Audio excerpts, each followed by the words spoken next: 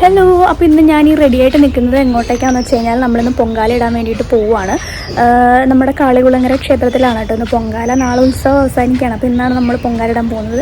എങ്ങനെയാണെന്നറിയില്ല, നല്ല തിരക്കായിരിക്കും. Ready ആയിട്ടൊന്നുമില്ല, ready ആയിക്കൊണ്ടിരിക്കുന്നതേ ഉള്ളൂ. നമ്മളെല്ലാം ഒന്ന് സെറ്റാക്കി ചൂട്ടൊക്കെ ഒന്ന് അടുക്കി പെറുക്കി തേങ്ങയൊക്കെ ചിരുവന്നതേ ഉള്ളൂ. അപ്പോൾ ഞാൻ വിചാരിച്ചു കുറേ നാളായില്ലേ ലോങ് വീഡിയോസൊക്കെ ഇട്ടിട്ട്, അപ്പോൾ ഇതൊരു ലോങ് വീഡിയോ ആയിട്ട് ഇടാമെന്ന് വിചാരിച്ചു. അമ്പലത്തിലെ വിശേഷങ്ങളും കാര്യങ്ങളൊക്കെ ഒരു ലോങ് വീഡിയോ ആയിട്ട് അപ്ലോഡ് ചെയ്യാമെന്ന് വിചാരിച്ചു.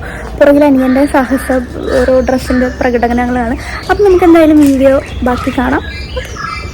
അപ്പോൾ നമ്മൾ പോകാൻ വേണ്ടിയിട്ട് എല്ലാം സെറ്റാക്കിയിട്ടുണ്ട്. നമ്മൾ ചൂട്ടൊക്കെ ഒതുക്കി നേരത്തെ തന്നെ വച്ചിട്ടുണ്ടായിരുന്നു കേട്ടോ. നമ്മൾ വൈകിട്ടാണ് പൊങ്കാലിടാൻ വേണ്ടിയിട്ട് തീരുമാനിച്ച് തേങ്ങയൊക്കെ ചിരുവി ശർക്കരപ്പാനിയൊക്കെ ആക്കിയിട്ടുണ്ടായിരുന്നു. അതൊന്നും ഞാൻ വീഡിയോ എടുത്തില്ല.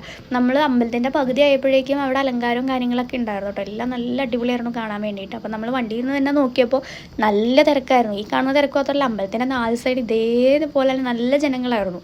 ഞാനും അമ്മയും മാത്രമല്ല, നമ്മുടെ അപ്പുറത്തെ വീട്ടിലെ ചേച്ചി പിന്നെ അമ്മയുടെ ഫ്രണ്ട്സൊക്കെ ഉണ്ടായിരുന്നു കേട്ടോ പൊങ്കാലിടാൻ വേണ്ടിയിട്ട്. അപ്പോൾ ഉത്സവം തീരുന്ന ദിവസം ആയതുകൊണ്ട് തന്നെ ഭയങ്കര തിരക്കായിരിക്കും.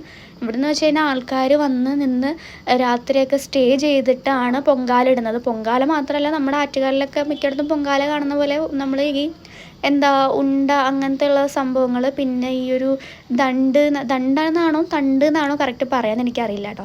അങ്ങനെയുള്ള സാധനങ്ങളൊക്കെ ഇവിടെ ഉണ്ടാക്കുക. അത് കഴിക്കാൻ നല്ല ടേസ്റ്റാണ്. നമ്മളിതുവരെ ഉണ്ടാക്കിയിട്ടില്ല, പക്ഷേ ഞാനത് കഴിച്ചിട്ടുണ്ട്. ഞാൻ കൂടുതലും ഇവിടെ കാളികുളങ്ങരയിൽ ഉത്സവം വരുന്ന ടൈമിലാണ് നമ്മൾ കൂടുതൽ ഇത് കഴിക്കാൻ നമുക്ക് കിട്ടാറുള്ളത്. അത് വേറെ ഇവിടെ നിന്ന് ഞാൻ അങ്ങനെ കഴിച്ചിട്ടില്ല. കഴിച്ചാൽ നല്ല ടേസ്റ്റാണ്.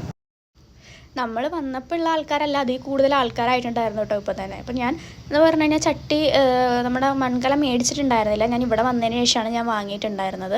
അപ്പോൾ അപ്പൂപ്പൻ നമുക്ക് തന്ന പൈസ മാറിപ്പോയി. അതാണ് ഞാൻ ആ ചേച്ചിയോട് പറഞ്ഞുകൊണ്ടിരിക്കുന്നത്.